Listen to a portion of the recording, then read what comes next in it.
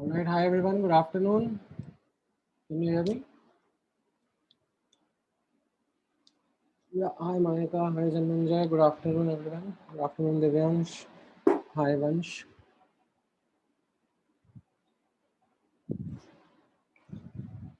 All right. मैं एक minute force unmute हटा देता हूँ. हाँ. Good afternoon sir. Good afternoon sir. Good afternoon sir. तो कल का होमवर्क बहुत सिंपल था. हाँ हाँ, मतलब आई होप आप लोगों ने ट्राई करा होगा. सर अनलाइक बोर्ड मॉडल इसमें मतलब ऐसे ज्यादा दिमाग नहीं लगाना पड़ता है, बस डायरेक्टली फॉर्मूला डाल दो और हो जाता है. Yeah, मतलब so it is both fortunate and unfortunate that quantum mechanical model is too difficult for us. It is unfortunate that way कि we aren't able to go into the depth of it. And then fortunately the questions asked aren't much difficult. They aren't made quite ऐसे complicated. Simple straightforward results हैं, इनको apply करते जाना है, answer निकालते जाना है. ठीक है, आप लोगों में से कुछ स्टूडेंट्स ने कर लिया होमवर्क, बहुत अच्छी बात है. जिन्होंने नहीं करा है, यू हैव टाइम. ठीक है, फ्राइडे के सेशन में अपन लोग डिस्कस करेंगे. इनफैक्ट फ्राइडे के सेशन में मैं एक शॉर्ट क्विज भी ले लूँगा on the quantum mechanical model, जितना अभी तक अपन ने पढ़ा है उसके ऊपर. Okay. ठीक है. Okay sir. So when you say कि a node is a plane where the probability of finding an electron is zero, so then by that do you mean like the plane cannot intersect the electron at any part? कि ऐसे मतलब what exactly does it mean? क्योंकि ऐसे वो 3D space नहीं है. हाँ, तो हम कंटिन्यू करते हैं अपना आज डिस्कशन नोड्स के ऊपर. मैं आपको एक्सप्लेन करूँगा. लास्ट क्लास में हम लोगों ने ये नोड्स के कॉन्सेप्ट का डिस्कशन स्टार्ट कर दिया था. And I think in that lecture हम लोगों ने ठीक है, बस बेसिक पार्ट जितना ही पढ़ा था. ठीक है, ज़्यादा डेप्थ में नहीं गए थे. तो let's explore a bit more today, and I'll quickly recap all the things that we had studied in that notes wala part.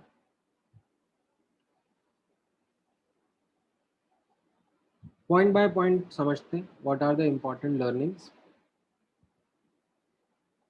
what is it that we understand as a first point, that nodes are those region. When I say region, I primarily mean surfaces. ठीक है, where the probability of finding the electron comes out to be 0. Now, this is something which is discussed and defined at an orbital level. Right? So, a concept of node is something which we are again going to discuss at an orbital level. Right? You remember this statement that we had made long time back, जब मैंने quantum mechanical model आप लोगों के साथ में discuss करना शुरू किया था.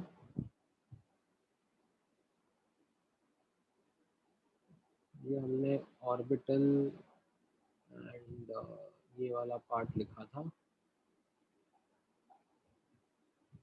ठीक है, और उसके बाद में फिर हमने क्वांटम नंबर शुरू कर दिए थे. ठीक है, तो मैं एक स्टेटमेंट और लिख देता हूँ आप लोगों के लिए. ठीक है, ऑल्दो वो स्टेटमेंट मैं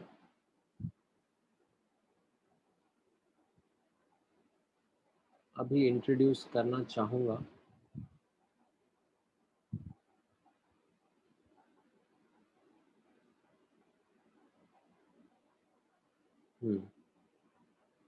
जस्ट गिव मी 1 मिनट. कहाँ चला गया?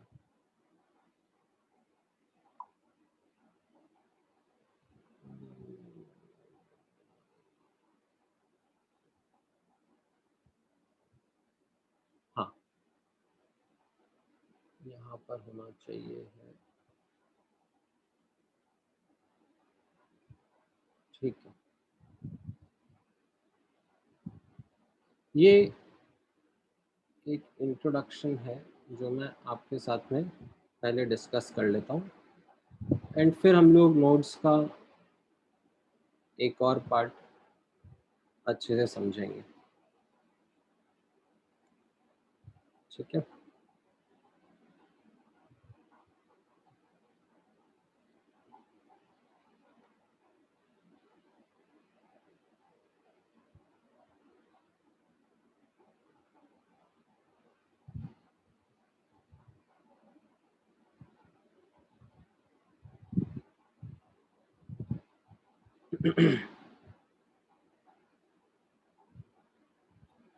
ऑलराइट, सो अब जितना बेसिक रिजल्ट्स हम लोगों ने पढ़ लिया है, ठीक है, about quantum mechanical model, so there are you are now in a better state to understand the introduction to this quantum mechanical model of atom. So notice करना,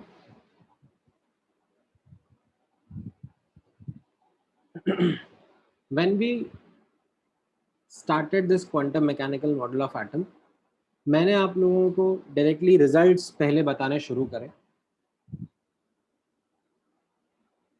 I started with the concept of orbital and I gave you an idea that orbitals are region where electrons are likely to be found.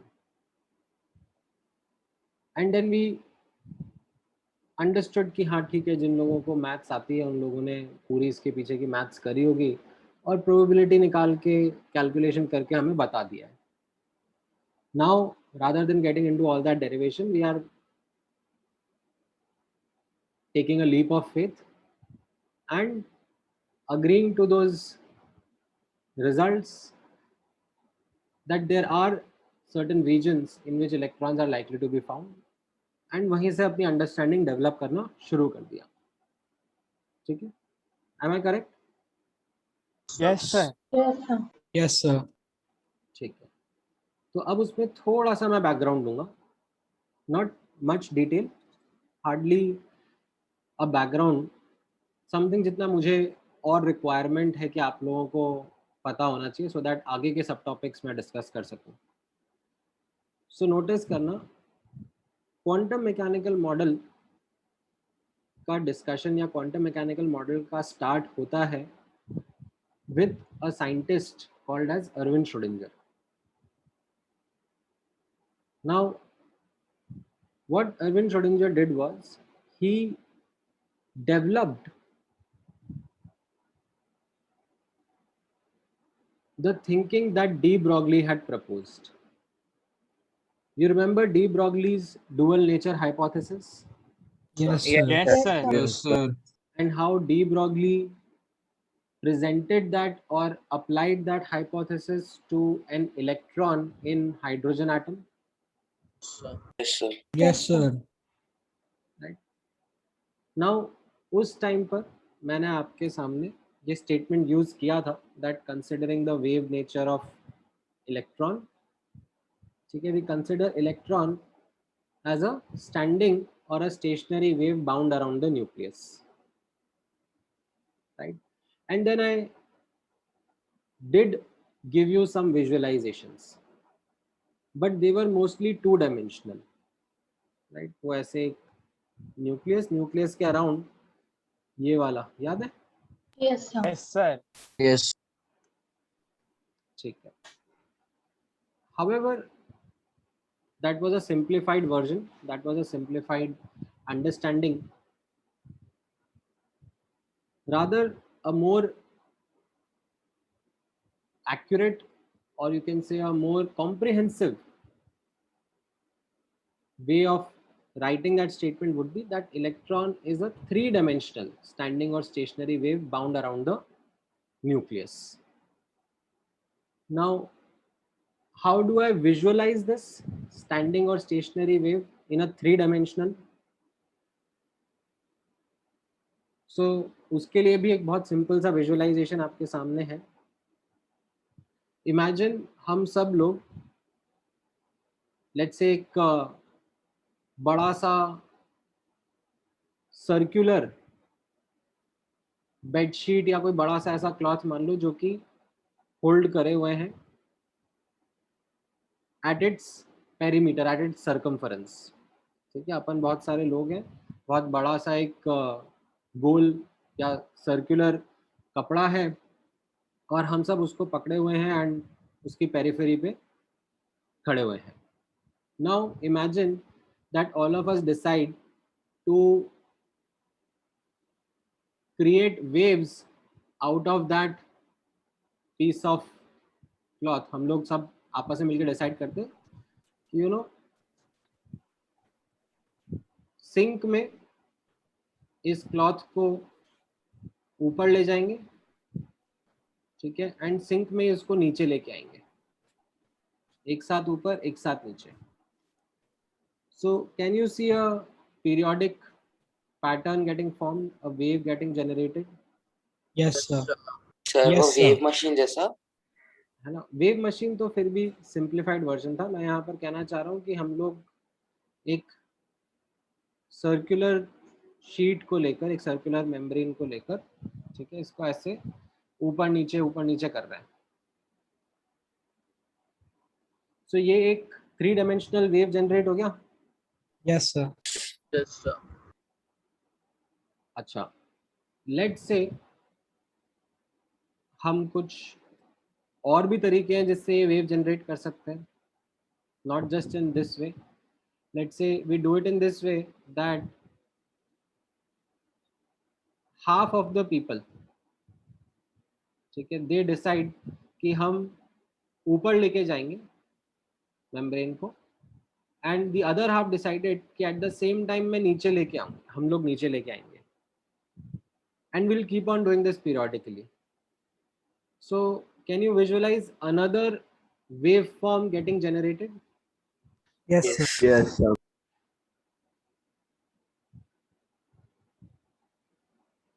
It will be different from the previous one, but it will be another 3-dimensional standing wave getting generated. Yes sir. ठीक है, मैं थोड़ा सा और help करता हूँ आपको visualise करने में।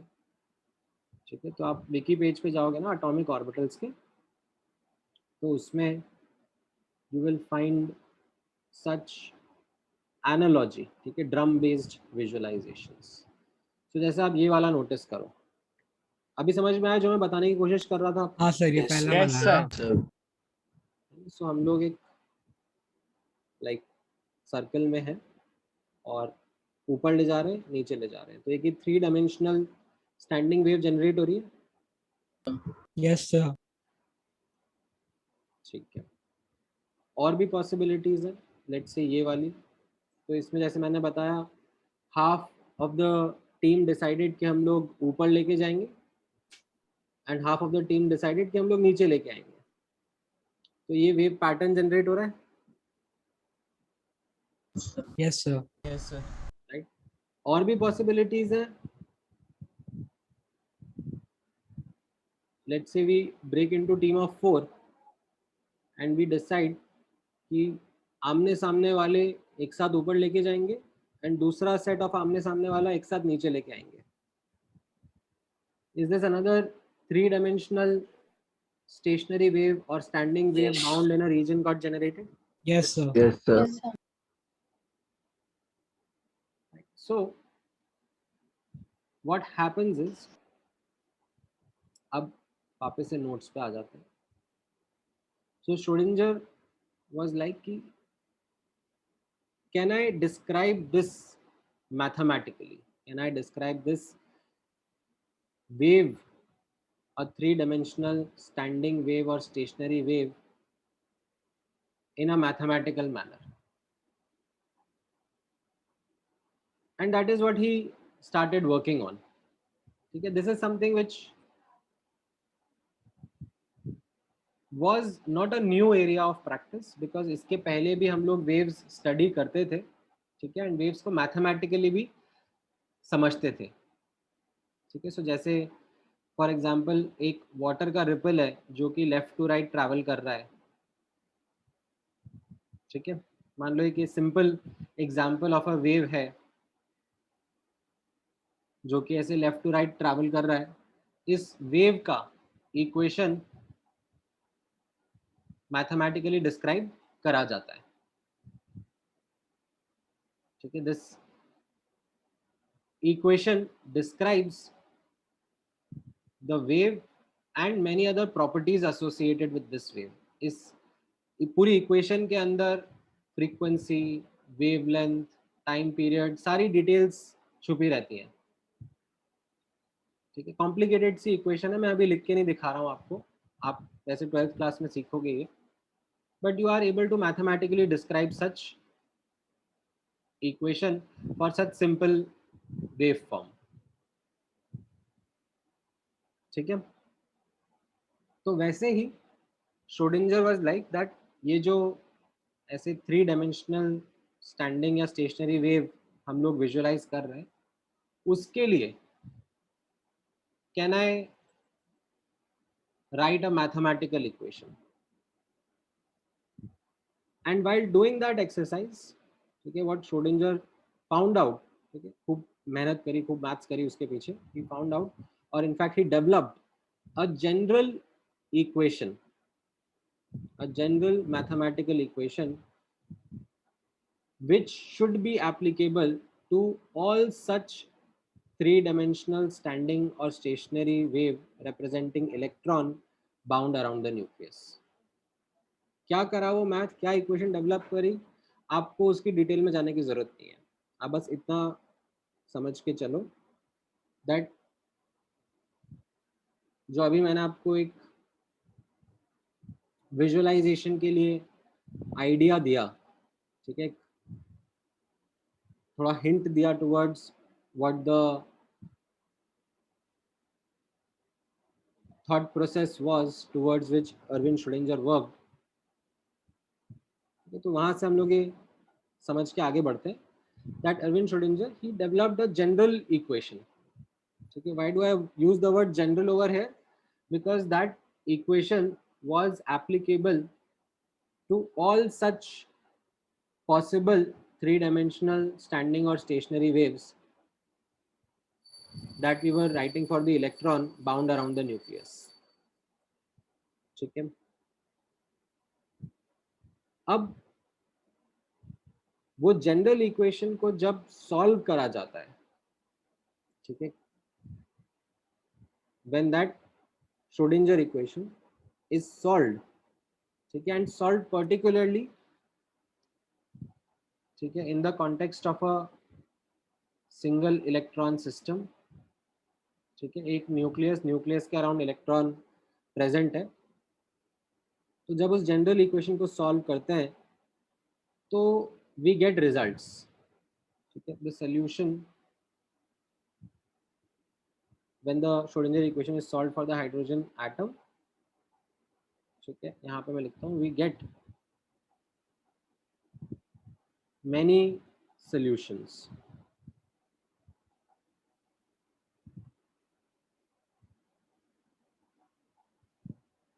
ठीक है, ईच ऑफ सच सॉल्यूशन, ठीक है, काफी सारे सॉल्यूशंस आते हैं, each of that solution corresponds to what? A possible energy level for that electron or that electron wave and its corresponding wave function, its corresponding mathematical equation describing that electron wave. ठीक है, क्या है Schrodinger equation, कैसे solve करते हैं, नहीं जा रहे हो डिटेल में, बस क्या समझ रहे हैं हम लोग, यहाँ पे ध्यान से सुनना, that when Schrodinger equation is solved for, we get many solutions. ठीक है, हम लोग एक single electron system hydrogen atom के लिए सॉल्व कर रहे हैं, we get many solutions and each such solution,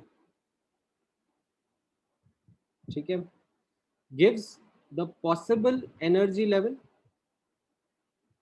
that the electron can occupy, that the electron can be present in, and the corresponding wave function. the corresponding mathematical equation describing the electron wave associated with that energy level. Sir, what does wave function mean? Wave function means a mathematical equation describing that wave. जैसे मैंने आपको बताया कि in simple scenarios like ये wave form जो मैंने आपके सामने लिखा है, ठीक है, ये एक वेव फॉर्म है. Yes, sir. ठीक है, अब इस वेव फॉर्म की जब मैं मैथमेटिकल इक्वेशन लिखता हूँ तो मैं क्या मैथमेटिकल इक्वेशन लिखता हूँ? I write y as a function of x and time. ठीक है, तो मुझे उससे क्या पता पड़ेगा कि ये जो मेरा वेव है, ठीक है, ये जो मैंने यहाँ पे ये वेव फॉर्म क्रिएट किया है, ठीक है, एट व्हाट लोकेशंस, ठीक है, at what value of x and at what time, ठीक है, इफ आई इनपुट इसमें x का वैल्यू एंड t का वैल्यू, तो मुझे क्या मिल जाएगा? Y. y का वैल्यू मिल जाएगा. Yes, sir. ठीक है, और y क्या रिप्रेजेंट करेगा मेरे लिए? Amplitude of that wave. ठीक है, तो अगर आप ऐसा मान के चलो कि मैं आपको सिर्फ ऐसे ये फंक्शन दे दूं, ठीक है, y is a function of x and t, ठीक है, एंड अभी मैं आपको टाइम को कांस्टेंट कर देता हूँ, ठीक है, let me freeze the time and I ask you कि उस फंक्शन में आप x का वैल्यू पुट करो और y का वैल्यू कैलकुलेट करो और फिर ग्राफ पर प्लॉट करो. तो आपको जब आप पुट करोगे तो यू वुड स्टार्ट गेटिंग, ठीक है, आप ऐसे डिफरेंट डिफरेंट x की वैल्यूज के लिए डिफरेंट डिफरेंट y की वैल्यूज डालते रहोगे तो आपको इस तरीके से ऐसा प्लॉट मिलने लग जाएगा.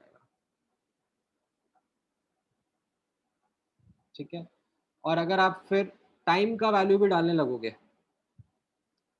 तो you will start to also understand and observe the motion of this wave form.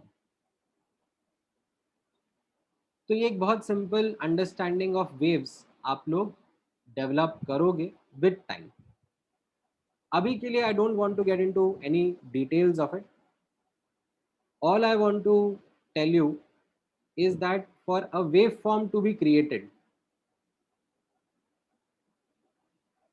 ठीक है, there can be a mathematical equation written for it and उस मैथमेटिकल इक्वेशन से आप वो वेव फॉर्म भी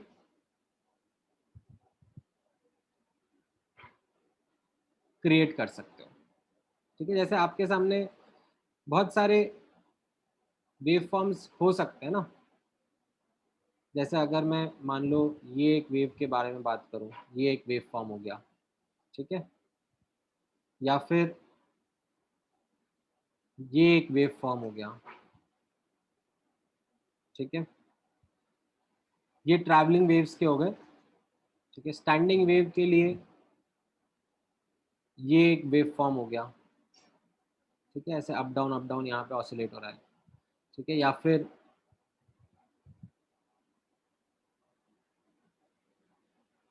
ये एक वेव फॉर्म हो गया.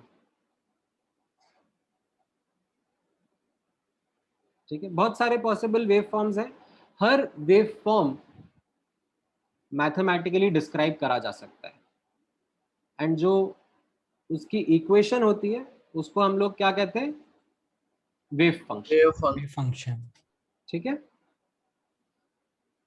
तो जब Yes, sir. श्रोडिंगर ने अपनी मेहनत करी, मैथ्स लिखी, ठीक है, और उससे एक जनरल इक्वेशन डेवलप करी जिसको जब हाइड्रोजन एटम के लिए, एनी सिंगल इलेक्ट्रॉन एटम के लिए सॉल्व करा गया, ठीक है, सॉल्विंग भी इसकी अपने आप में काफ़ी डिफिकल्ट होती है, बट जब वो इक्वेशन क्रिएट करके उसको सॉल्व किया गया तो उसमें से जो सोल्यूशन आए, ठीक है, each solution gave us the energy level and the corresponding wave function.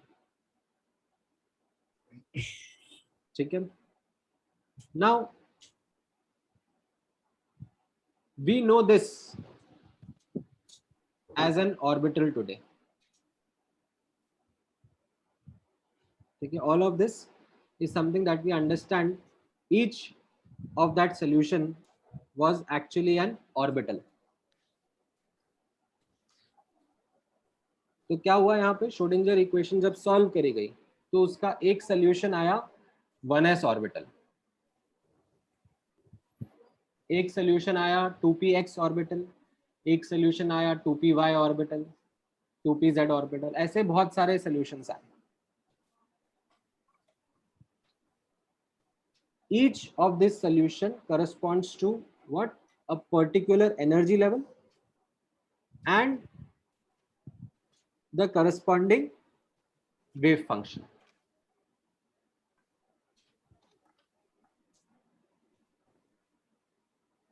And उस वेव फंक्शन में और भी प्रॉपर्टीज एम्बेडेड होती हैं, और भी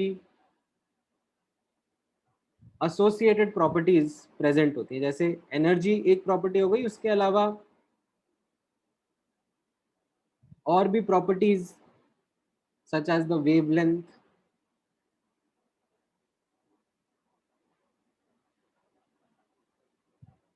ठीक है. अगर पार्टिकल नेचर हम लोग डिस्कस करना चाहें उससे रिलेटेड, देन मोमेंटम, ठीक है. सारी प्रॉपर्टीज, सारी डिटेल्स सब उस वेव फंक्शन में प्रेजेंट होती है. नाउ वो वेव फंक्शन दिखने में, समझने में बहुत कॉम्प्लिकेटेड है, ठीक है. हम उसकी मैथ्स में नहीं जाते. हम उस वेव फंक्शन को, ठीक है, सिंपल एक सिंबल, ऐसे एक त्रिशूल वाला सिंबल जिसको हम लोग PSI या साई बोलेंगे, लिख कर रेफर करते रहेंगे. इट्स अ कॉम्प्लिकेटेड फंक्शन, ठीक है. If you ask me to show it once to you, कि सर एक बार के लिए दिखा दो कि ये है क्या, देखना चाहोगे? Yes, sir. sir. Yes, sir. अच्छा, एक मिनट दो मुझे.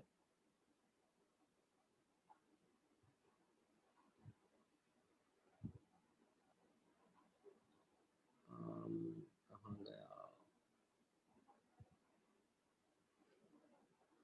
ठीक है. टाइम वाला फैक्टर एक्चुअली और कॉम्प्लिकेटेड होता है, तो टाइम इंडिपेंडेंट वाला फॉर्म में आपको एक बार दिखाना चाहूंगा.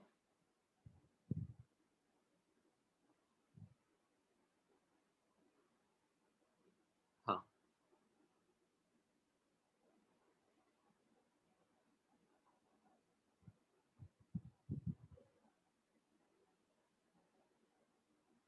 नाउ एक minute. Hydrogen wave functions in Cartesian coordinate system.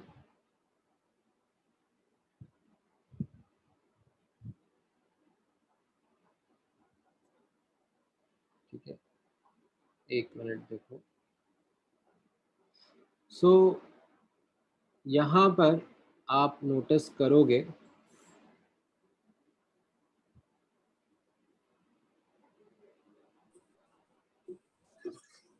ठीक है, ये जो यहाँ पर ये लिखा हुआ है, ठीक है, जहाँ पर मैं कर्सर पॉइंट आउट कर रहा हूँ, ये बुकलेट में भी है. हाँ, ये जनरल फॉर्म होती है. ठीक है. अब इस जनरल फॉर्म के टर्म्स वगैरह ये सब समझना, ठीक है, ये अपने आप में कॉम्प्लिकेटेड है. और जब इस जनरल फॉर्म के रिजल्ट्स ऑब्जर्व करे जाते हैं तो ये तो पोलर कोऑर्डिनेट सिस्टम में है. कार्टेशियन कोऑर्डिनेट सिस्टम में भाई साहब सर क्या है सर, ये कुछ समझ में नहीं आ हाँ रहा। सर, वो लेटर्स भी समझ नहीं बिल्कुल सर बिल्कुल। एक सर चीज कुछ नहीं समझ समझ आ रही सर। सर शाही का क्या सर साइन रोल थीटा रहता लिखा है था वो उसमें? समझ आया। हाँ सर साइन थीटा सर समझ एक में वो आया। उल्टा सिक्स भी था, वो भी नहीं समझा। सर वो उल्टा एक्स वाई जेड वो समझ में आया डिफरेंशिएशन बस। है। सर शाही का क्या उसमें रोल रहता है? हाँ हाँ ये सर ये सर ये जो बस Cartesian. cos sine theta cos theta. Theta लिखा है वही समझ आ रहा है। सर क्या है ये सब? सर मिरर रख के समझना है क्या लिखा है। हाँ तो क्या करना है आपको, समझना ही नहीं है। ठीक है सर। सर अच्छा है सर, सर बहुत वैसे अच्छा भी है। समझ सर में नहीं अच्छा आया। है। हाँ थैंक यू सर, बचा लिया आपने। ठीक है, यहाँ पर चलो दिख ही नहीं रहे वो कार्टेशियन कोऑर्डिनेट सिस्टम वाले, तो और गंदे दिखते हैं। पोलर कोऑर्डिनेट ये चलेगा ये सर। तो ये तो फिर भी पता है अच्छे दिखने वाले हैं फॉर्म में। तो समझ आएगा। हाँ सर, ये बहुत गंदा सर फॉर्म ये है। अच्छे, ये से अच्छे दिखने सर वाले ये फॉर्म में। अच्छे हैं। एज दिस सर इज तो गंदे क्या होते हैं?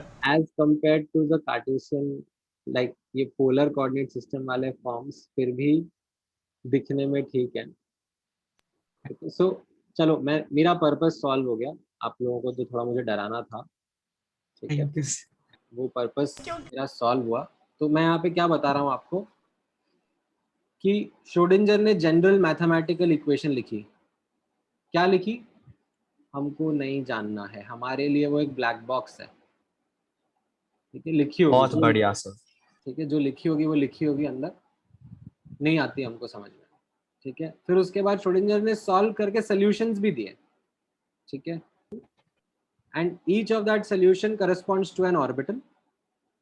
ठीक है, corresponding to an energy level and a mathematical equation, a mathematical wave function.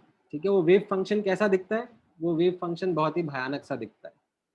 ठीक है, it is something written in terms of x, y, z and t। ठीक है, यस सर। उस वेव फंक्शन का सिंबल रहता है ये त्रिशूल। ठीक है, ये त्रिशूल जरूर साई बोलते हैं ना उसको। हाँ, इसको साई बोलते हैं हम। ठीक है, that psi is some complicated function of x, y, z and t। ठीक है, x, y, z are the Cartesian coordinate system के independent axis and t is time का। ठीक है, now we don't need to look into that, we don't need to get into the details of that right now। ठीक है, यहाँ तक का part इतना हम लोग जस्ट याद रख पा रहे हैं। Yes sir. ठीक है, अब इसके बाद होता है एंट्री मैक्स बॉर्न का। Another famous scientist, another very important name of that time, and what he does is he does a lot of rigorous analysis over and above what Schrodinger had presented। तो Schrodinger ने क्या यहाँ पे present करा? Schrodinger ने बोला कि मैं इलेक्ट्रॉन का वेव नेचर एक्सप्लोर करता हूँ। ठीक है, बोर ने तो पार्टिकल नेचर एक्सप्लोर करके बता दिया, समझा दिया that is the model of atom, but Schrodinger said that let me explore the dual nature and I'll start with the wave nature, and in that I will start by thinking electron as a three-dimensional standing or a stationary wave bound around the nucleus.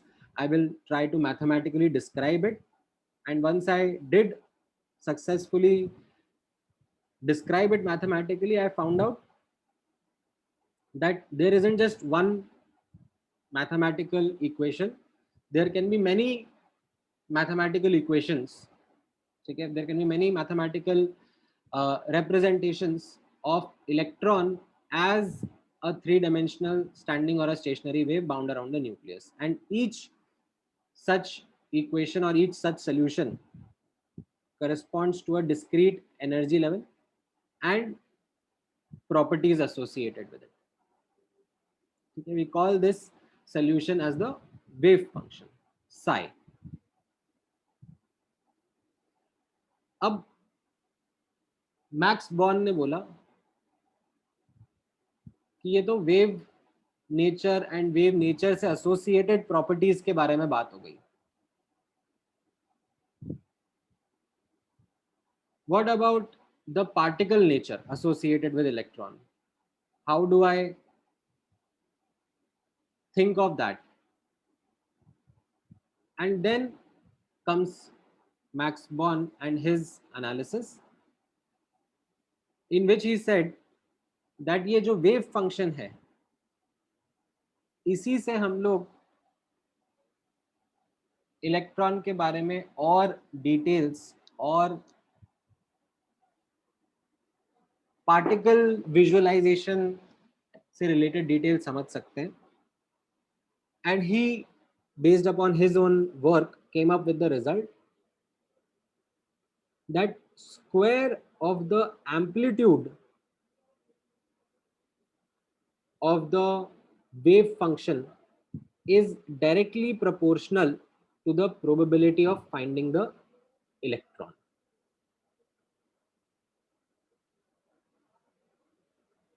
ठीक है, क्या करा, कुछ तो maths करी होगी background में. ठीक है, and what he said that Schrodinger has done marvelous work by writing this equation. ठीक है, what does this equation represent? If I Wave take function. if I take the electron, if I take the nucleus at the origin and try to describe electron as a wave around that nucleus. ठीक है, the visualizations that were coming in my mind, उनको अगर मैं mathematically describe करने की कोशिश करूं, तो this equation is of great help. ठीक है, and when I look at this equation and in that equation let's say I put the value of x, y and z, ठीक है, around the origin, around the nucleus, किसी particular point, कोई particular coordinate है x, y, z, वो value मैं इसमें put करूं, तो मुझे उस लोकेशन पर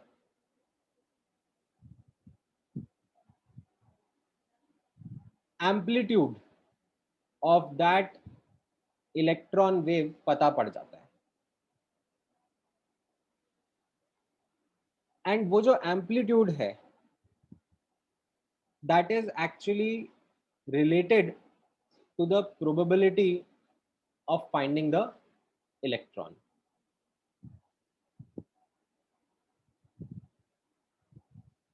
He in fact goes ahead and describes it a bit more. ठीक है, दैट जो साई का वैल्यू आता है वो तो एम्पलीट्यूड रहता है, amplitude of finding the electron. In fact उसका जो स्क्वायर है, ठीक है, क्योंकि एम्पलीट्यूड तो कैसा है, एम्पलीट्यूड तो पॉजिटिव नेगेटिव दोनों हो सकता है. Yes, sir. Yes, sir.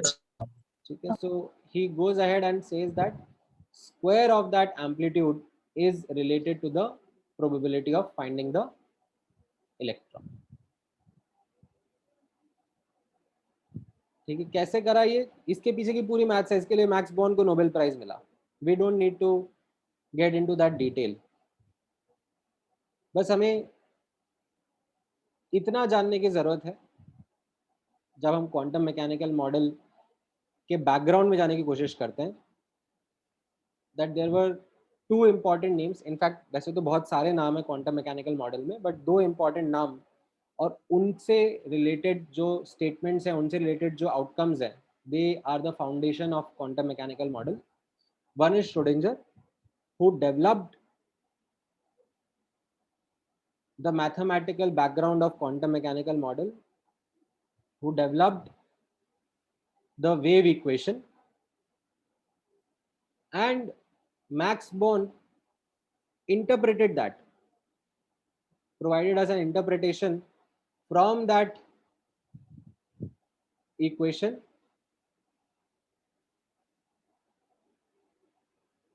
about the probability of finding the electron around the nucleus. And how is that connected? It is connected to the square of the amplitude of the wave function. इतना part हम लोग याद रख सकते हैं. Yes, sir. ठीक है, समझ में तो ऑफ कोर्स नहीं आ रहा होगा, इतना डिटेल है इसके पीछे, बट मैं जस्ट आपको इतने स्टेटमेंट्स ध्यान में रखने के लिए बोलूंगा, क्योंकि मेरे आगे काम आएंगे. सर एक क्वेश्चन है हाँ। सर उसमें मॉड फंक्शन क्यों डाला है? स्क्वायर डालोगे तो ऑटोमेटिक पॉजिटिव हो जाएगा ना? हाँ हाँ एक- सर, उसमें एक्चुअली होता कैसा है कि कॉम्प्लेक्स नंबर भी आते हैं, अच्छा, तो that is why that mod sine is put. Okay sir. Sir हाँ, सर साई एम्पलीट्यूड होता है कि वेव फंक्शन होता है? The entire equation is a wave function,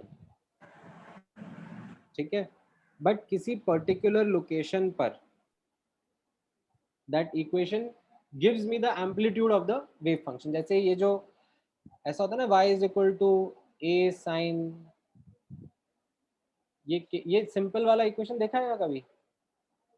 sir ये सिंपल है। जो ये वाला जो ऐसे ये वाला जो वेव फॉर्म था, इसका मैंने आपको हाँ सर ये जिसमें y इज इक्वल टू हाँ फंक्शन ऑफ x, t हमने डिस्कस हाँ, किया, हाँ। तो हमने एक ही फंक्शन देखा।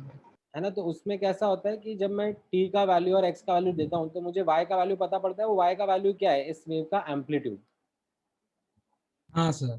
ठीक है। तो that entire thing is called as अ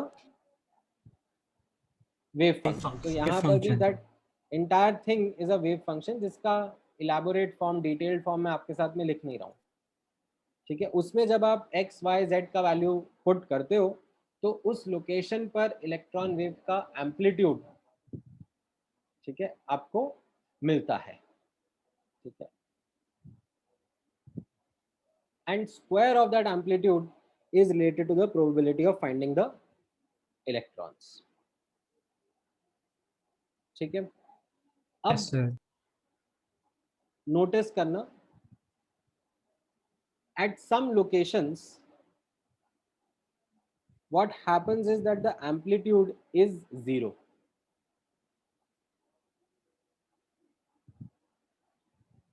ठीक है। जैसे for example if I take this example of a standing or a stationary wave, ठीक है, तो इसमें इन एंड्स पर एम्पलीट्यूड 0 रहता है, यस सर, Yes sir. ठीक है।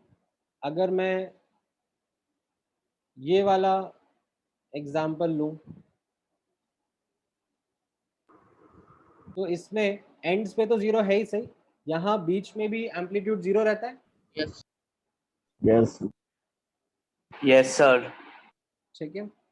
तो ऐसे ही जो डिफरेंट डिफरेंट वेव फंक्शंस आते हैं, ठीक है, हर वेव फंक्शन में, ठीक है, we understand that there are certain locations जहां पर एम्पलीट्यूड 0 रहता है,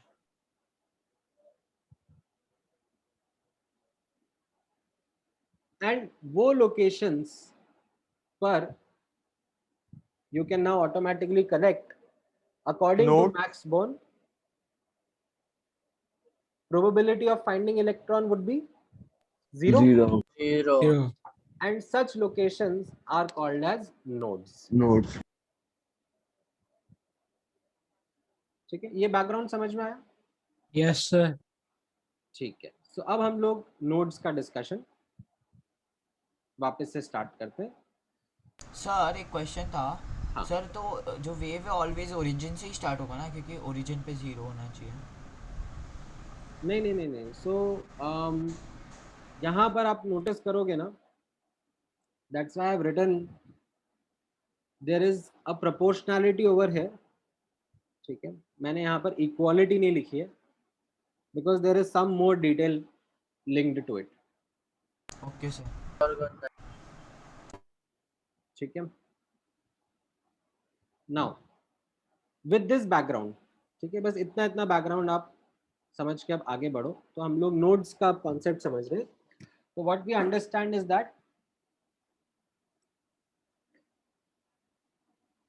फॉर ईच इक्वेशन, ठीक है, which corresponds to an orbital only, for each equation there exists certain region, certain surfaces around the nucleus where the probability of finding the electron is 0,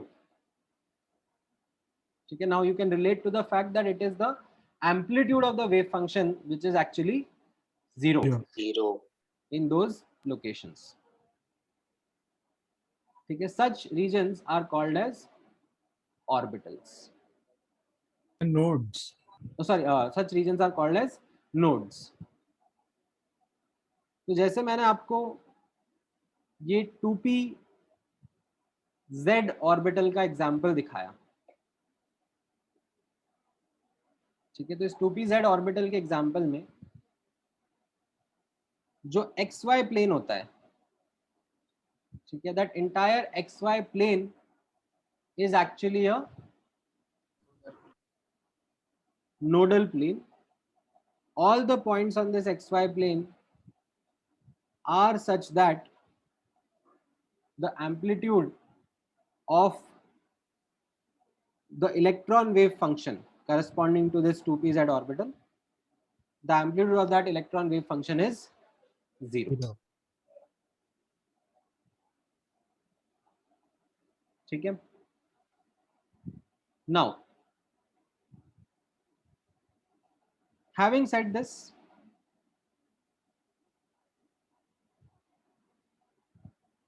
now I would want you to acquire some more knowledge about nodes and particularly their count and their visualization.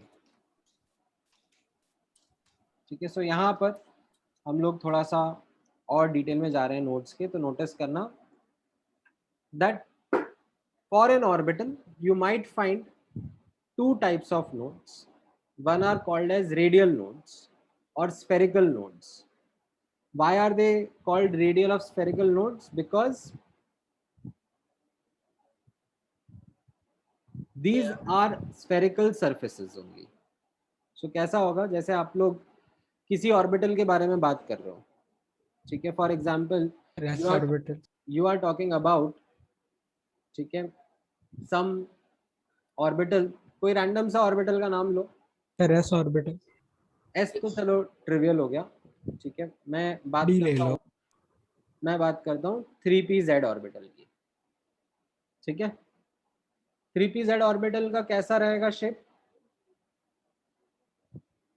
Dumbbell जैसा रहेगा. Yes, sir. Yes. 3p z orbital में, ठीक है, what we find is that there are two nodes. ठीक है, मैं बताऊंगा आपको बाद में कैलकुलेशन के थ्रू, बट अभी के तो मैं आप मान के चलो, मैं बोल रहा हूँ कि 3p z के अंदर दो नोड्स हैं.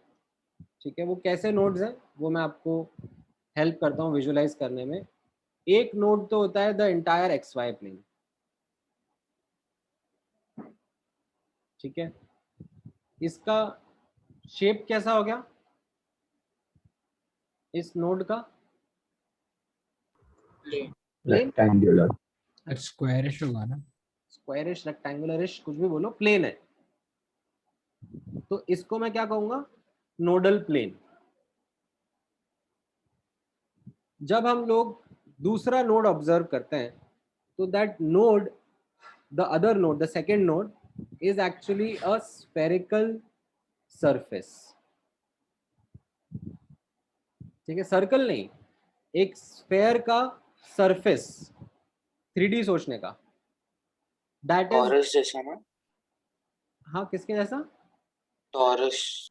नहीं, टॉरस वॉरस नहीं, just a simple spherical surface. Can't you imagine a simple spherical surface? Yes.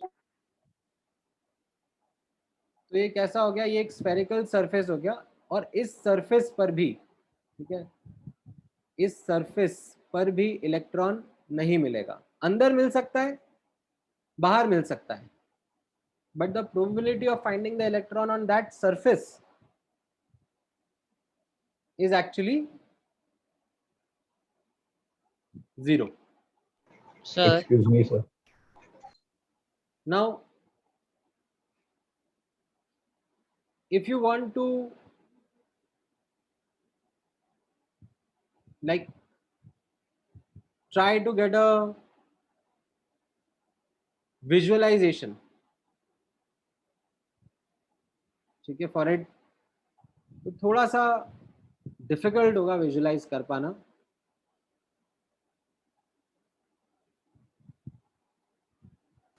Sir, the node will be like a hollow sphere No, it will be just a surface. Circular surface ना. ठीक है, just the spherical surface. अंदर भी electron मिल सकता है, बाहर भी electron मिल सकता है, बट उस सरफेस पर नहीं मिलेगा. सर तो अगर ऑर्बिटल और वो इंटरसेक्ट होता है तो ऑर्बिटल पे नहीं मिलेगा ना? हाँ, सो जो ऑर्बिटल का शेप हो जाता है वो कैसा हो जाता है, ठीक है, आप यहाँ पे नोटिस करोगे. कैन यू सी, मैंने यहाँ पर ऐसे ये लाइंस बनाई. हाँ बीच सर. में गायब कर दिया. हाँ सर. Yes sir. ठीक है, तो यहाँ पर इस रीजन में इलेक्ट्रॉन मिलने का हाई चांस रहेगा, इस रीजन में इलेक्ट्रॉन हाई चांस रहेगा, बट बीच में नहीं रहेगा. ठीक है सर. Sir, ठीक है, तो जब हम इस तरीके से डिफरेंट डिफरेंट नोड्स ऑब्जर्व करते हैं ऑफ ऑर्बिटल्स, तो व्हाट वी फाइंड आउट और what we are able to see is that we can classify them into two types. ठीक है, one are radial nodes which are also called as spherical nodes. तो ये nodes कैसे होंगे? गंदा है गंदा. These are going to be spherical surfaces at some distance from the nucleus where the probability of finding electrons would be 0.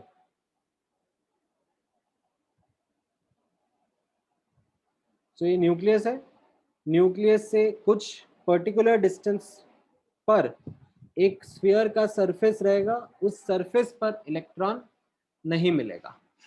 That is called as a spherical node or a radial node of an orbital. Then there are angular nodes also. Okay, angular nodes typically are either planes or cones. Okay, so they are surfaces which are present at some angles. तो जैसे आप notice करोगे, all the points which are at an angle of 90 degree from the z-axis, what do they make up? They make up the xy plane. Yes sir. Yes sir. ठीक है, so these are going to be certain surfaces at certain angles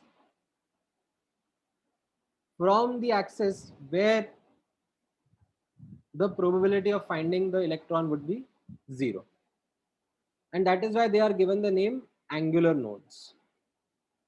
ठीक है, or also called as nodal planes because they sometimes are in form of planes or sometimes in form of cone, right? So if I, let's say, ask you, can you trace me all the points which are at an angle of say 30 degree from the z-axis, what will be the outcome if I ask you all the points which are at an angle of 30 degree from the z-axis? Infinite. नहीं, infinite तो होंगे. और ऐसे कोन जैसे कुछ बनेगा सो. ऐसे कोन का सरफेस बन जाएगा.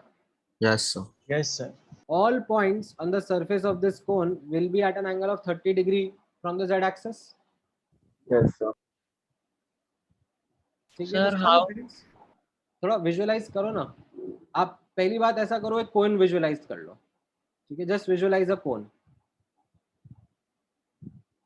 नाउ इस कोन की सरफेस पर, ठीक है, अंदर बाहर नहीं, इस कोन की सरफेस पर आप कोई सा भी एक पॉइंट लो, राइट, एंड उसका z एक्सिस से एंगल निकालो. Will that be same for all the points on that cone? Yes sir.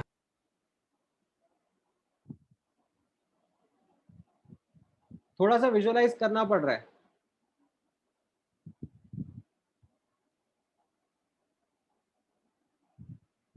Yes sir.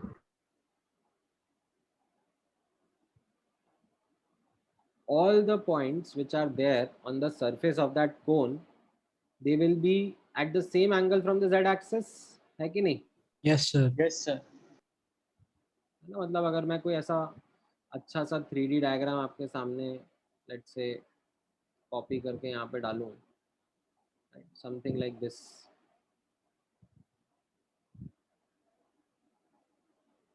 सो इसमें आपको लेट्स से ये वाला पॉइंट है, उस पॉइंट को आप जब ट्रेस कर दोगे, ओरिजिन से कनेक्ट कर दोगे, ठीक है, तो आपको ये एंगल जो z एक्सिस से निकालना होगा, या फिर इस पॉइंट के बारे में आप सोचोगे, इस पॉइंट को जब आप ओरिजिन से कनेक्ट करोगे और z एक्सिस से एंगल निकालोगे, वो सब एंगल सेम ही आएंगे।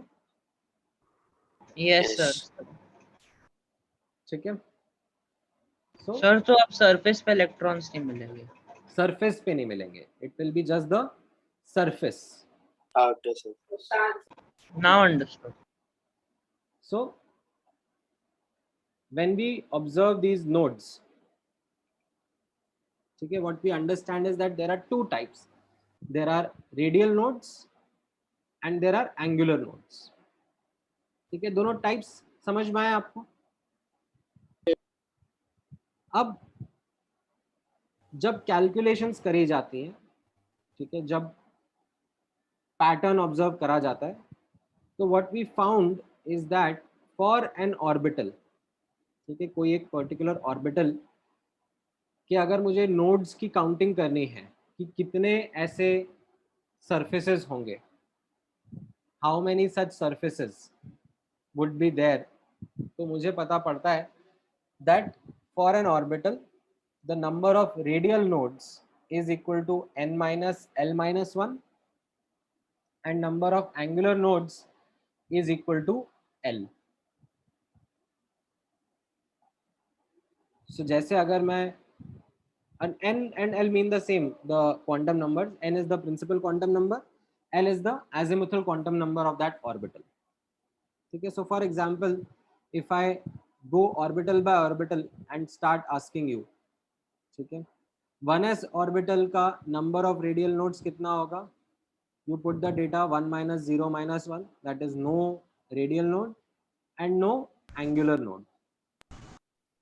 2s ऑर्बिटल का अगर मैं आपसे पूछूंगा just counting, ठीक है, based on the formula, so you will put the data in the formula n minus l minus 1 and you get the answer that the number of radial nodes are how much, just one, 1 and the number of angular nodes are 0. 0. ठीक है, कहाँ पर होंगे ये nodes, ये मैं आपको थोड़ी देर में विजुअलाइजेशन में हेल्प करूंगा, ठीक है, but just doing the counting first. 2p orbital के बारे में अगर मैं सोचूंगा, एनी 2px 2py 2pz किसी के भी बारे में सोचूंगा, तो can you count the number of radial nodes,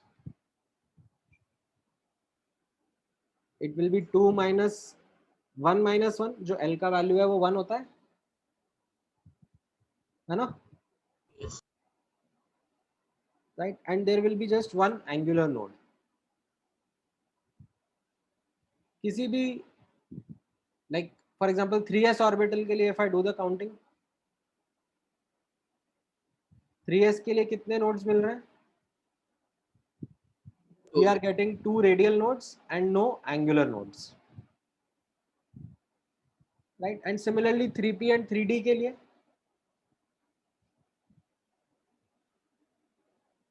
ये काउंटिंग ऑफ नोड्स आ रहा है आप लोगों को? Yes sir. ठीक है, सो किसी भी एक ऑर्बिटल के लिए कितने नोड्स रहेंगे, कितने रेडियल नोड्स या स्फेरिकल नोड्स या कितने एंगुलर नोड्स रहेंगे, उसका अब मैं काउंट आपको बता सकता हूं based upon the formula that I have just taught you.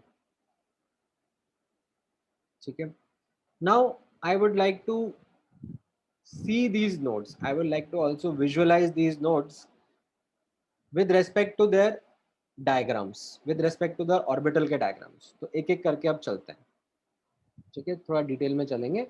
सबसे पहले बात करेंगे हम लोग 1s orbital, 2s orbital and 3s orbital की. ठीक है, so you remember 1s orbital का डायग्राम कैसा होता है? Yes sir. ठीक है, तो ये स्फेरिकल डायग्राम रहता है. ठीक है, आपको मैंने ये वाला डायग्राम बताया हुआ है which is the boundary surface diagram, है ना. ये इस वाले डायग्राम पे फोकस कर पा रहे हैं सब? Yes sir. Yes sir. ठीक है, एक बार के लिए बाकियों को भूल जाओ. ठीक है, let me actually like eliminate the others so that you don't focus on that. Just 1s orbital पे आपका ध्यान जा रहा है? Yes sir. Yes, sir. अच्छा, अब 1s ऑर्बिटल जो होता है उसके अंदर कोई रेडियल नोड नहीं होता, कोई एंगुलर नोड नहीं होता। तो 1s का जो ऑर्बिटल है और उसकी जो अंडरस्टैंडिंग है वो बहुत ही सिंपल सी है। न्यूक्लियस और न्यूक्लियस के अराउंड दिस स्फेरिकल रीजन, ठीक है। इस स्फेरिकल रीजन के अंदर इलेक्ट्रॉन मिलने का चांस काफी ज्यादा होता है, इस स्फेरिकल रीजन के बाहर इलेक्ट्रॉन मिलने का चांस काफी कम होता है। That is how you read the simple diagram of 1s orbital. This is called as the boundary surface diagram. There is another diagram which is called as a dot density diagram. ये dot density diagram क्या होता है? ये dot density diagram basically कैसे बनता है वो आप समझना।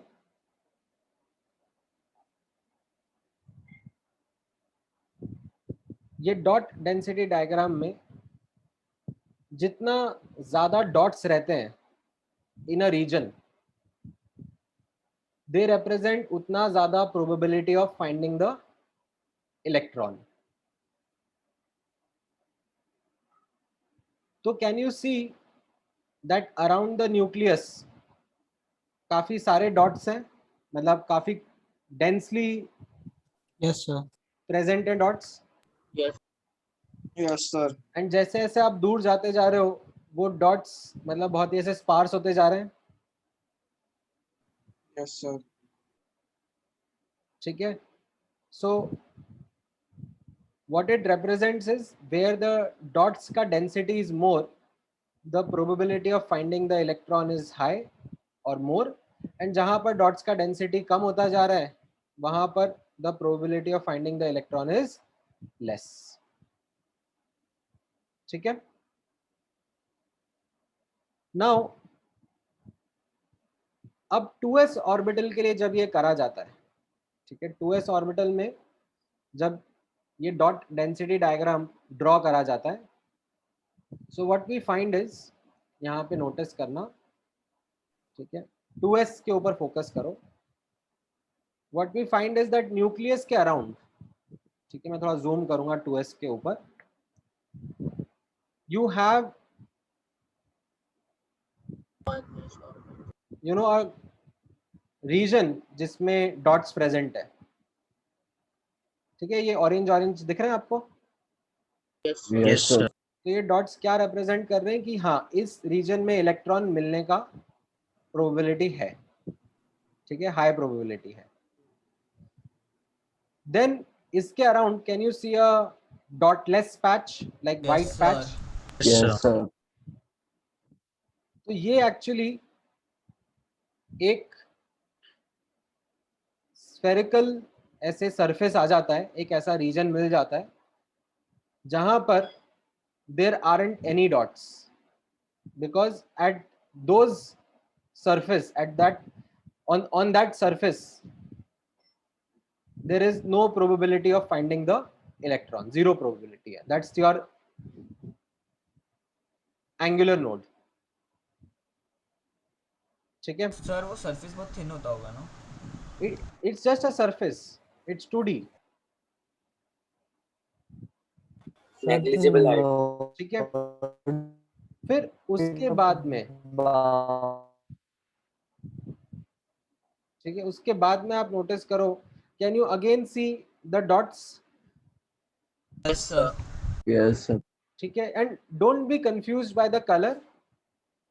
ठीक है, कलर का जस्ट वो इसलिए यहाँ पे ड्रॉ करा हुआ है ताकि आपको थोड़ा डिस्टिंक्टली दिखे, although there is some background to the colour also.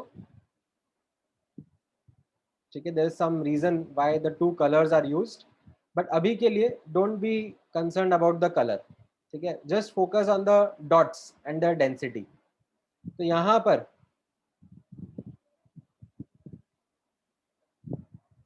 In this orange reason, ठीक है, डॉट्स प्रेजेंट है, इलेक्ट्रॉन मिलने का चांस है। फिर यहाँ पर एक डॉटलेस रीजन आ जाता है जहाँ पर इलेक्ट्रॉन नहीं मिलेंगे, एंड देन उसके बाद again there is a region जहाँ पर इलेक्ट्रॉन्स मिलेंगे। एज एन इलेक्ट्रॉन मिलने का चांस है, ठीक है। And then again as we keep on moving away from the nucleus that probability diminishes. तो ये क्या हो गया 2s का डॉट डेंसिटी डायग्राम। इसका जो बाउंड्री सरफेस डायग्राम है वो कैसा दिखेगा 2s का, आप यहाँ पे नोटिस करना। The boundary surface diagram is something in this manner that ये आपका न्यूक्लियस है, न्यूक्लियस के अराउंड इलेक्ट्रॉन मिलेगा, फिर एक ऐसा रीजन आएगा जहां पे इलेक्ट्रॉन नहीं मिलेगा, फिर उसके बाद एक और ऐसा रीजन आएगा जिसमें इलेक्ट्रॉन मिलेगा। तो ब्लैक लाइन नोड है ना? हाँ, वो जो यहाँ पर ऐसे रिप्रेजेंट करा हुआ है between the two colours, that is the node. हाँ, ठीक वहां है पर सर। इलेक्ट्रॉन नहीं मिलेगा, ठीक है। तो जो वो ऑरेंज पार्ट है वो 1s ऑर्बिटल नहीं है ना? नहीं नहीं नहीं नहीं, बिल्कुल भी नहीं, ठीक है। तो यहाँ ऑरेंज को किया है। वो अब ऐसे आप मान लो दो कलर्स दे दिए हैं, हॉट एंड कोल्ड समथिंग। ठीक है। एक्चुअली ये जो कलर है ना वो एम्पलीट्यूड का साइन रिप्रेजेंट कर रहा है। कैसा होता है, जैसे ये न्यूक्लियस के अराउंड इस रीजन में एम्पलीट्यूड का साइन पॉजिटिव है, फिर वो साइन चेंज करके जीरो होके नेगेटिव साइन आता है। तो जो कलर है वो एम्पलीट्यूड का साइन रिप्रेजेंट कर रहा है, but I don't want to like get into that detail right now. अभी के लिए आप बस इतना मान के चलो, our focus is on node. Sir हाँ, सर ये ऑर्बिटल्स के अंदर भी होते हैं क्या एनर्जी लेवल्स, ऑर्बिटल्स के अंदर अंदर? नहीं नहीं, हम लोग एक इंटायर ऑर्बिटल को एक एनर्जी लेवल के साथ में एसोसिएट करते हैं। तो सर जैसे कि उसमें कहा था पहले कि भाई ये एनर्जी क्वांटाइज होती है तो फिक्स्ड ऑर्बिटल्स में ही रहेगी, तो वैसे से कुछ ऐसे लेना है क्या है इसका प्रोबेबिलिटी का? जो हमने यहाँ पे अभी अंडरस्टैंडिंग डेवलप करी है वो किस तरीके से डेवलप करी है, that around the nucleus the electron can be present in form of many possible 3 dimensional standing और स्टेशनरी वेव्स, ठीक है। Each such wave corresponds to a particular energy level, ठीक है। Yes Now sir. that entire wave is that electron, ठीक है। अब होता क्या है, if you make an observation, ठीक है, ये इसके पीछे की थोड़ी सी कॉम्प्लिकेटेड मैथ है। If you make an observation then what happens is that entire wave function, that entire wave collapses onto a point or a location, ठीक है। सो लेट्स से जैसे मैंने आपको बताया कि 1s के बारे में बात करते हैं, ठीक है। 1s ऑर्बिटल या 1s के इलेक्ट्रॉन के बारे में मैं बात कर रहा हूँ, यस सर। ठीक है। अब वो जो 1s का इलेक्ट्रॉन है उसके बारे में हमारी अंडरस्टैंडिंग कैसे डेवलप हुई, ये 1s ऑर्बिटल की अंडरस्टैंडिंग कैसे डेवलप हुई। तो सबसे पहले आता है न्यूक्लियस, ठीक है। नाउ न्यूक्लियस के around the electron wave is present, ठीक है। Now that electron wave is associated with a particular energy level, ठीक है, and it has got some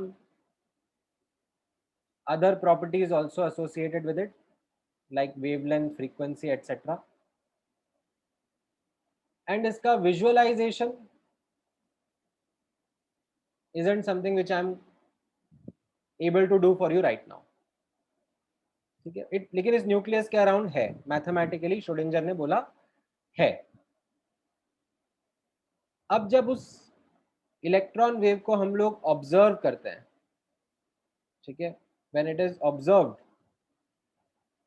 then upon that observation this entire wave, ठीक है, which is present around this nucleus, ठीक है, it collapses onto a particular point, say यहाँ पर. If you do another observation, it again collapses onto a point, say यहाँ पर. You do that observation again, it collapses onto a point, say यहाँ पर. And this exercise, when done for a very large number of time, creates a dot density diagram. The more the density of the dots, the higher is the probability of electron being present in that region.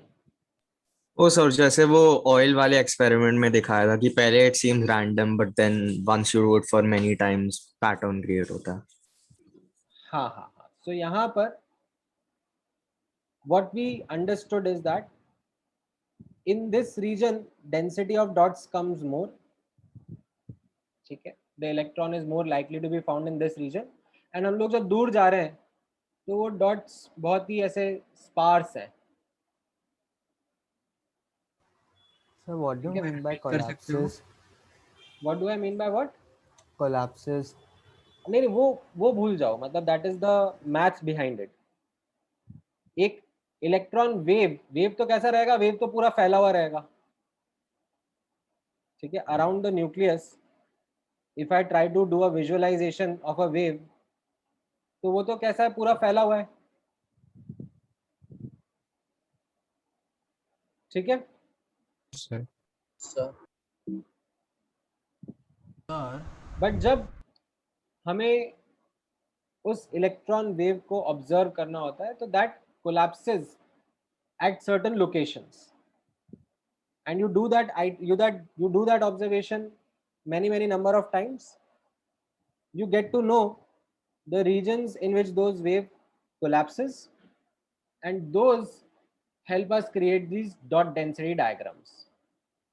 These locations or these regions where the electron is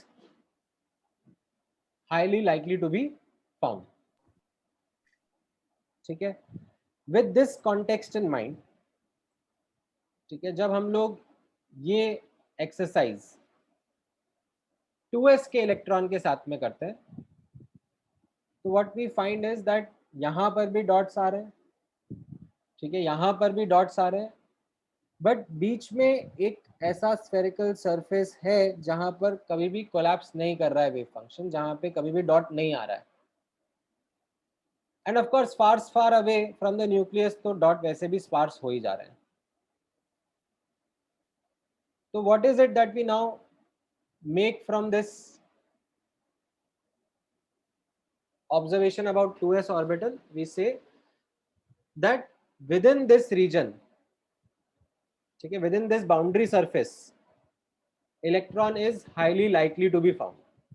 The probability of finding the electron within this region, ठीक है, the probability of finding the 2s electron within this region is more than 90%.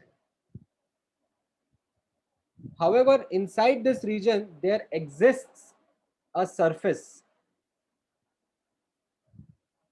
which is called as node, जहां पे electron नहीं मिलेगा. अंदर मिल सकता है, बाहर मिल सकता है, बट उस सरफेस पे नहीं मिलेगा. ये समझ में आया आप लोगों को? Yes sir. Yes sir. ठीक है, तो वैसे ही अब मैं आपको 3s ऑर्बिटल के बारे में बता रहा हूँ. 3s ऑर्बिटल में जब हम लोग काउंटिंग करते हैं तो 2 रेडियल नोड आते हैं and there is no angular node. तो 3s ऑर्बिटल का जो डायग्राम होता है वो किस तरीके से होता है वो आप नोटिस करना. जो डॉट डेंसिटी डायग्राम होता है वो कुछ इस तरीके से क्रिएट होता है that there is a nucleus. Nucleus के अराउंड कम्स वन रीजन जिसमें इलेक्ट्रॉन मिलने का चांस रहेगा. फिर एक नोड आ जाता है, there is like zero probability of finding the electron on that surface. Then again you find dots where the probability of finding the electron is higher. Then you find again a region, ठीक है, जहां पर there is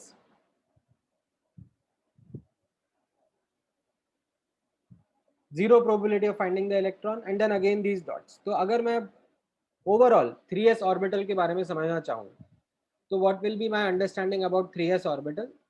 That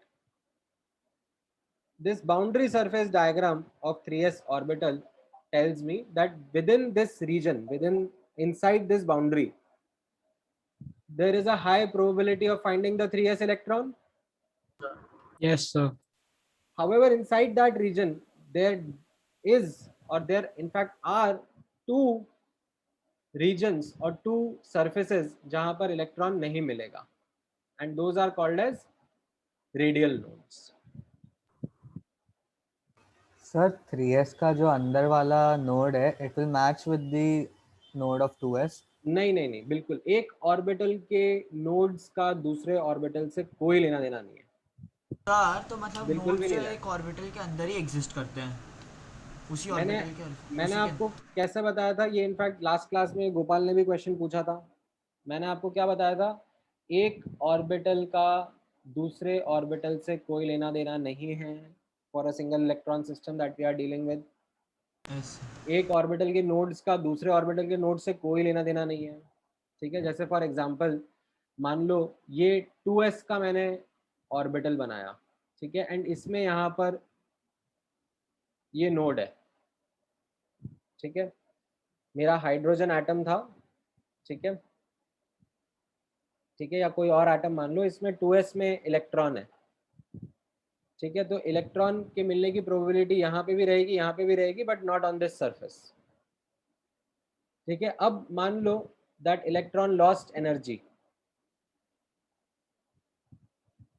ठीक है, that wave function lost energy, now it no longer corresponds to the wave function of 2s, अब वो 1s का wave function के corresponding है, ठीक है। तो अब आप सब 2s का भूल जाओ, ठीक है, वो जो 1s का wave function है उसके corresponding उस इलेक्ट्रॉन का एनर्जी रहेगा और उसके corresponding region रहेगा in which the electron will be likely to be found, ठीक है। उसका 2s से कोई लेना देना नहीं है, ठीक है। सर जो आपने नोड्स बताया that is only for one electron system. Well, the exact solution comes for one electron system, ठीक है। For multi electron system it is more approximated. So the part where two orbitals overlap, जैसे 1s and 2s or 2s or 2p, so over there the probability of finding the electron won't increase, right? लेना देना ही नहीं है ना, the probability का calculation happens at an orbital level. So for that specific electron, right? For an electron in a particular orbital, the probability का calculation is done. Oh, अच्छा, okay, understood. ठीक है। अब जैसे 2p ऑर्बिटल्स में आप notice करोगे, तो 2p ऑर्बिटल्स में कैसा रहेगा, 2p ऑर्बिटल्स में जैसे मैंने आपको बताया there is no radial node and you counted there is one angular node. तो 2p ऑर्बिटल्स में आपको कैसा दिखेगा, यहाँ पर अब आप डायरेक्टली रिजल्ट ऑब्जर्व करना। जैसे 2px ऑर्बिटल है, 2px ऑर्बिटल का शेप आपको याद है? Yes sir. और a dumbbell along the x axis, तो ये x एक्सिस है, ठीक है, this is the x axis, और x एक्सिस के अलोंग एक लोब है और दूसरा लोब है, और बीच में जो yz प्लेन है वो आपका नोडल प्लेन है, नोडल प्लेन, ठीक है। ऐसे ही 2py का विजुअलाइजेशन आपको क्लियर होना चाहिए। yes 2py का visualisation will be a dumbbell along the y axis and the entire xz plane is the nodal plane, ठीक है। 2pz के बारे में आप नोटिस करना, 2pz में कैसा रहता है, xy is the nodal plane, xy is the nodal plane, ठीक है। देन 3D के डायग्राम्स आप ध्यान में रखना, 3D is also important for you to remember. 3D के 5 ऑर्बिटल्स हैं, Yes, sir. ठीक है। आपको शेप्स याद है इन डिफरेंट ऑर्बिटल्स के? Yes, sir. double shape. Right. जैसे 3D XY का शेप याद है आपको, ये x एक्सिस है, ये y एक्सिस है। Do you remember that this was the 3D XY orbital, है ना? तो इसमें ये जो YZ प्लेन है और ये जो XZ प्लेन है, ये नोडल प्लेन होता है। समझ में आया? Yes sir. ठीक है, दो नोडल प्लेन रहते हैं इसमें। रेडियल नोड नहीं होता इसमें, there is no radial node in 3D orbital, but there are two angular nodes. 3D XZ में कैसा होगा? 3D XZ में भी सेम कहानी है, राइट। 3D XZ कैसा होता था? ये x एक्सिस और ये z एक्सिस मान लो, तो ये 3D XZ हो जाएगा। Yes sir. कौन से नोडल प्लेन आएंगे यहाँ पर? YZ and YZ and XY YZ and YX, XY plane nodal, है ना? ये Yes, sir. YZ and YX are going to be the nodal plane। ठीक है, ये 3D YZ याद आ रहा है? yes sir, ये Yes, sir. ये 3D YZ ऑर्बिटल हो जाएगा। yes sir, तो इसमें कौन से नोडल प्लेन्स होंगे? X sir XZ और XY, XZ और XY। ठीक है, खुद से ड्रॉ करना जरूर, खुद से ड्रॉ नहीं करोगे तो आपको अच्छी विजुअलाइजेशन नहीं आएगी इनकी। ठीक है, make sure that you are taking an attempt at drawing these. अच्छा, then 3D x² minus y² orbital याद है सबको? yes sir, 3D x² minus y² orbital कैसा था? If you remember this simplified version, yes x sir. Axis के along और y axis के along dumbbell थे। Yes sir. तो इसमें भी जो नोडल प्लेन रहता है ना, वो आप नोटिस करना, those nodal planes are the nodal planes which are at an angle of 45 degree from the x axis और from the y axis. yes, ठीक है, तो ये ऐसे z एक्सिस के अलोंग नोडल प्लेन रहेंगे। They will be containing the z axis in them and they will be at an angle of 45 degree from the x axis or y axis। ये वाला visualisation clear है? Yes sir. sir, Yes, sir. नहीं समझ रहा है। Let me try to give you another perspective। 3D x² minus y² nodal plane। Let me try to find out another image which can give you a better visualization of this।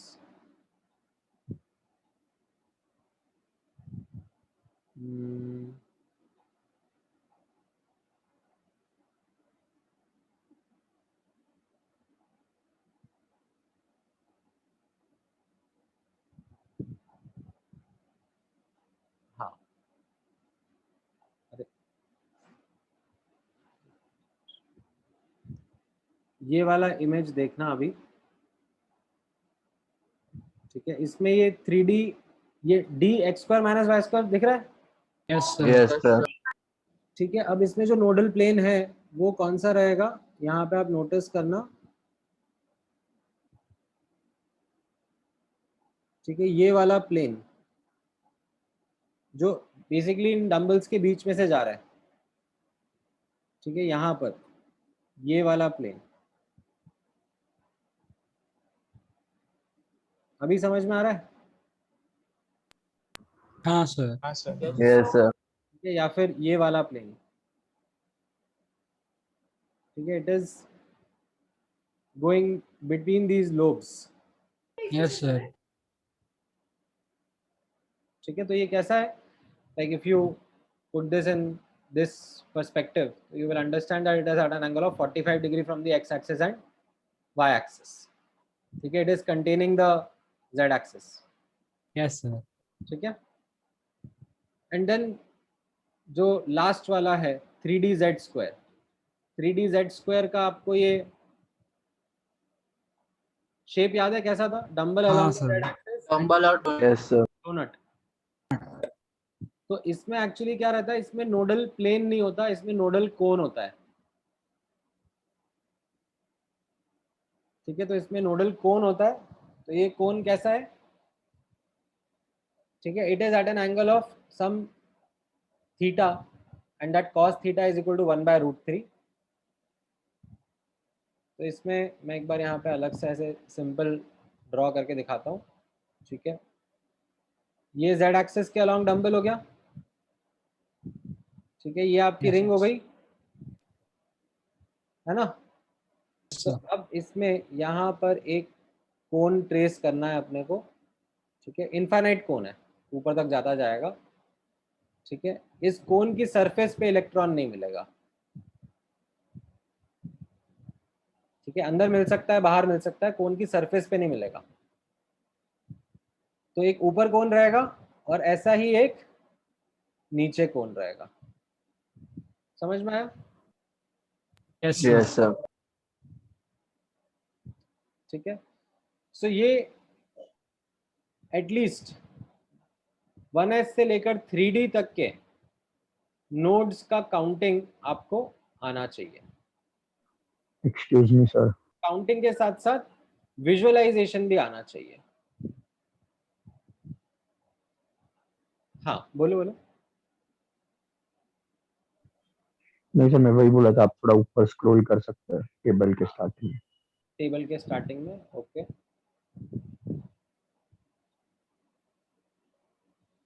ठीक है, ये visualisations आपको आने चाहिए apart from the count. Count तो बहुत आसान हो गया, काउंट तो is super easy. Yes sir. Count में तो कुछ करना नहीं है, सिंपल फॉर्मूला लगाना है एंड यू विल गेट कि एक ऑर्बिटल के अराउंड कितने नोड्स होंगे। ठीक है, बट वो नोड्स का visualisation at least for 1s 2s 3s 2p and 3d, ये ऑर्बिटल्स आपको डेफिनेटली पता होने चाहिए। इन ऑर्बिटल्स का शेप एंड इन ऑर्बिटल्स में नोड्स का विजुअलाइजेशन, ये आप ड्रॉ करोगे, प्रैक्टिस करोगे आज? Yes sir. Yes sir, try. ठीक है, ये करना पड़ेगा। देखो, आप जब तक ड्रॉ नहीं करोगे ना, तब तक आपको अच्छे से ये चीज दिमाग में विजुअलाइज नहीं हो पाएगी। ठीक है, and you need to put that effort into drawing them. ठीक है, don't try to replicate the exact drawings. ठीक है, maybe you can use some other perspective, it's absolutely okay, but at least put that effort into drawing these nodes. ठीक है, ठीक है sir. चलो आज का पार्ट इतने रखते हैं, फिर इस पे कुछ क्वेश्चन Sir. जो मैं नेक्स्ट क्लास में यहीं से पिकअप करूंगा। I'll ask you some questions based on that. Sir yesterday वाले आप पीडीएफ में जा सकते हो। हाँ, एक मिनट, yesterday वाला। Bye sir, thank you. हाँ हाँ, चलो बाय बाय। सर इसमें आपने हमें थोड़े Thank you. होमवर्क क्वेश्चन दिए थे 4, वो हाँ, प्लैटिनम का, तो करेक्ट करेक्ट करेक्ट। आप दिखा सकते हो उसके आंसर्स? ये तो ऐसे मिल जाएगा ना। नहीं सर, वो आपने एक्सपेक्टेड बोला था, हमने खुद किए थे। अभी जो हाँ, एक्चुअल था वो आपको दिखाना था हमें। तो वो तो ऑनलाइन, रुको मैं निकाल के दिखाता हूँ पहले। मैंने एक दो जगह पे देखा था तो अलग अलग आंसर्स आ रहे थे, इसलिए। नहीं नहीं नहीं, अलग अलग आंसर नहीं है। तो पैलेडियम का कॉन्फ़िगरेशन होगा क्रिप्टन। ठीक है, 5s0 4d10। ठीक है, 5s0 है तो उसको नहीं भी लिखोगे तो भी चलेगा। ठीक है सर। ठीक है, सिल्वर का आ जाएगा क्रिप्टन 5s1 4d10। ठीक है, yes sir. Okay. Then platinum का कैसा रहेगा? जीनॉन होगा ना? प्लैटिनम में जीनॉन आएगा। हाँ सर। ठीक है, xenon. Then 4f14 5d9। So in fact ये ऐसे भरेगा पहले, एक्चुअली इस तरीके से रहेगा 6s1 4f14 एंड 5d10, ये रहेगा। ठीक है सर। ठीक है, गोल्ड का कैसा रहेगा? 6x2 हो जाएगा।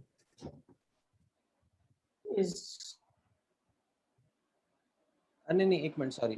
प्लैटिनम में 6s1, अच्छा नहीं, 5d यहाँ पे 10 नहीं रहता, एक्चुअली 5d 9 ही रहता है। हाँ, ये प्लैटिनम का रहेगा। ठीक है, और गोल्ड का रहेगा जेनॉन 6s1 4f14 5d10 ऐसा। ठीक है सर, थैंक यू सर। ठीक है, ये रहेगा। So can you position today's notes also? ऐसे स्क्रीनशॉट ले लो ना। Okay, sir. Bye sir, thank you sir. ठीक है, चलो, all right then, bye bye. Thank you sir. और आप जल्दी भेज सकते हो ये नोट्स। नोट्स भेज दूंगा, वीडियो में थोड़ा टाइम लगता है, वो प्रोसेसिंग होती रहती है उसमें। हाँ सर, नोट्स नोट्स भेज दूंगा। Sir okay sir, thank you sir, bye. Sir हाँ हाँ बोलो। सर मैं बोल रहा हूँ I have certain old doubts and we have a test on 20th ना, so when can I ask you those? अभी डाउट लेक्चर आएगा तब कर लेना। अच्छा नहीं, it is not sums, it is like conceptual doubts only, छोटे ही है, ज्यादा बड़े नहीं है, तो डाउट लेक्चर के एंड में पूछ लो, ठीक है फिर? चलेगा चलेगा। Okay sir, thank you sir. All right. Sir वो नोड वाले डायग्राम में लेके चलेंगे। नोड वाला डायग्राम देखना है, एक मिनट।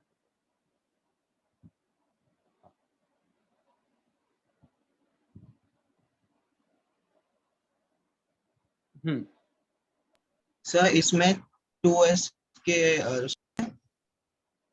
वो जो ऑरेंज रीजन है और ब्लू रीजन है, सो ऑरेंज रीजन में अगर इलेक्ट्रॉन होगा तो वो ब्लू रीजन में आएगा कभी? हाँ हाँ, मतलब ऑरेंज रीजन में भी इलेक्ट्रॉन मिलने का चांस है और ब्लू रीजन में भी इलेक्ट्रॉन मिलने का चांस है। मतलब सर अगर एक इलेक्ट्रॉन होगा वो ऑरेंज रीजन से ब्लू रीजन जाएगा कभी? मोशन के बारे में नहीं बात करते हम लोग। We are not able to describe the motion associated with electrons. ये हमने स्टार्टिंग में एस्टैब्लिश कर दिया था ना, जब हम लोग क्वांटम मैकेनिकल मॉडल के बारे में बात कर रहे थे। Okay sir. और सर ये जो वन सबशेल है वो ऑरेंज रीजन के अंदर छोटा सा होगा क्या? नहीं नहीं नहीं, मतलब don't mix and match, just understand each orbital अलग अलग से। Okay sir, thank you so much, bye. All right Sir, हाँ हाँ बोलो। sir, I was solving some questions for practice and I had one or two doubts. So, can I ask them? अभी तो रुक जाओ यार, अभी मतलब अपन लोग डाउट सेशन में करें। Yeah, so, yeah, okay, we'll do it in the doubt lecture. ठीक। Thank you, sir. Alright. Sir हाँ सर, ऐसा हो सकता है क्या कि पी ऑर्बिटल मतलब पी सबशेल की एनर्जी का इलेक्ट्रॉन एस सबशेल में मिले, मतलब एस सबशेल के रीजन में? each such solution corresponds to an energy level and a wave function. But जब वो ओवरलैप करेंगे सर तब मिल सकता है क्या? मतलब नहीं है ना, उससे लेना देना नहीं है। मतलब मैं ऐसा थोड़ा ना कह रहा हूँ कि न्यूक्लियस के अराउंड, ठीक है, आप समझने की कोशिश करो। ऐसा नहीं है कि एक ऑर्बिटल ने कब्जा करा हुआ है कि ये तो मेरा रीजन है, वैसा कुछ नहीं है। न्यूक्लियस अच्छा। है, न्यूक्लियस के अराउंड इलेक्ट्रॉन प्रेजेंट होना है, ठीक है। हाँ, और अच्छा, और वो एनर्जी के पर्सपेक्टिव से डिस्क्राइब किया sir. Corresponding to the solution, corresponding to that solution का associated energy level and the wave function, it could be in an s orbital, ठीक है, or it could Okay, be in a p orbital and so on so forth. Okay, sir. Thank you.